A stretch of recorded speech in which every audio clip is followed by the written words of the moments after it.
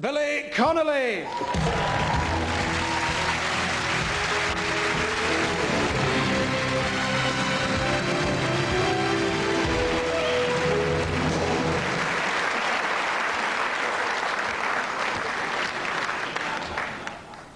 It's a great privilege and an honour for me to... I hate that kind of crap, I really do. But yes, but it's a wonderful honour for the likes of me to stand here and welcome Sean Connery to the Fellowship of the British Academy. It sounds like a Protestant boys' club to me. You know, and you're a member of the Fellowship, where fellows gather on Sundays and talk about Galilee. Now, even although he is a monster, you know, the guy's this giant. It's weird, especially when you're Scottish. He has a bigness that Scotland has never known in a single person. You know what I mean? He hovers over Scotland like a great colossus from the Bahamas.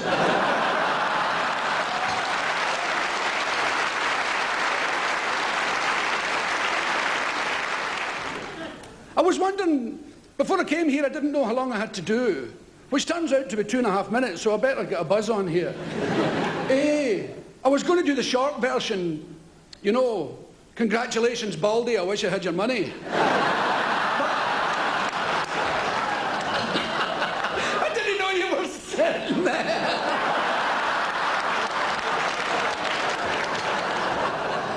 Oh, God help me. But anyway, welcome to the Fellowship, Sean. Sean has done extraordinary things for Scotland. Unbelievably wonderful things for Scotland. The best James Bond ever. Yes.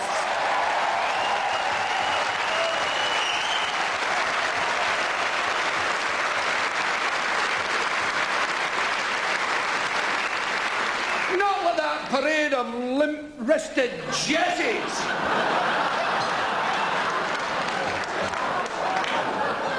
He had them in lifeboats and... Oh, come here, you! Sean! My pal Sean! This man who used to be my friend! Although he will not own up to being my father. Daddy! I could have been in movies ages ago if you'd only said! A subtle name change at the registrars had caused me to be a banjo player. Now, he's a very nice man. An awful nice man. Ladies and gentlemen, I feel incredibly lucky to have Sean as a pal and to be able to stand here and tell you what an extraordinary man he is. As a Scotsman, it's extraordinary that the biggest star by far we've ever had in 1,000 years is Sean. And it's a lovely, lovely feeling. Sean, come on up here and get this membership.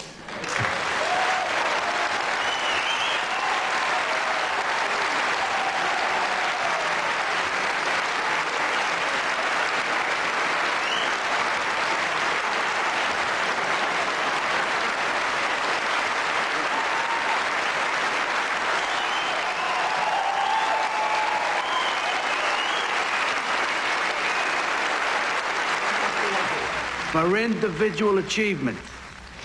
Mr. Bond. James Bond. Oh, I like him. Yeah, I like him too. Why me? Because you were different. Yes, if you want to put it that way. Let our revels begin! Oh, I was trained by the best British intelligence. Good night, Mr. Bond. Do you expect me to talk? No, Mr. Bond, I expect you to die. But in retrospect, I'd rather have been a poet or a farmer. We're going to teach you soldiering, the world's noblest profession. When we've done with you, you'll be able to stand up and slaughter your enemies like civilized men. But first, you'll have to learn to march in step. Hancock, I've got lunatics laughing at me from the woods. My original plan has been scuppered now that the jeeps haven't arrived. My communications have completely broken down.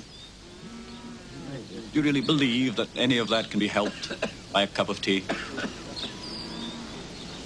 Couldn't hear it, sir. When the dust settles from this, is going to be hell to pay in Moscow. Perhaps. Maybe some good will come from it. Haggis? What is haggis? Sheep's stomach stuffed with meat and barley. And what do you do with it? You eat it. How revolting. It's time to have a little compassion for yourself. When a child of any age, Marley, can't get love, well, it takes what it can get, any way it can get it. It's not so hard to understand. You're talking treason! Right. Get on your feet! Okay, treason. That's para 531, section 7. Any person committing mutinous practice may be sentenced to penal servitude for the term of his natural life. How peaceful life would be without love, Agile. How safe, how tranquil, and how dull. You want to get Capone? Here's how you get him. He pulls a knife, you pull a gun. He sends one of yours to the hospital, you send one of his to the morgue. That's the Chicago way. And that's how you get Capone. In the end, there can be only one.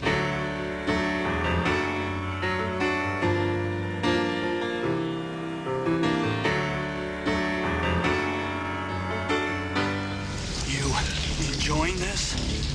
Well, it's certainly more enjoyable than my average day.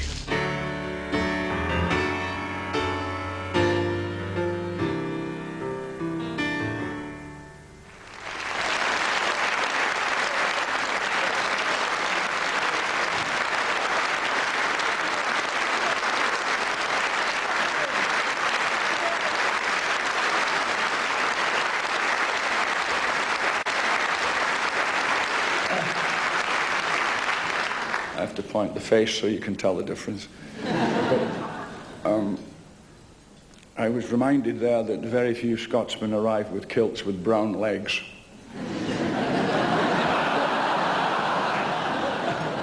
I will take the source to the grave.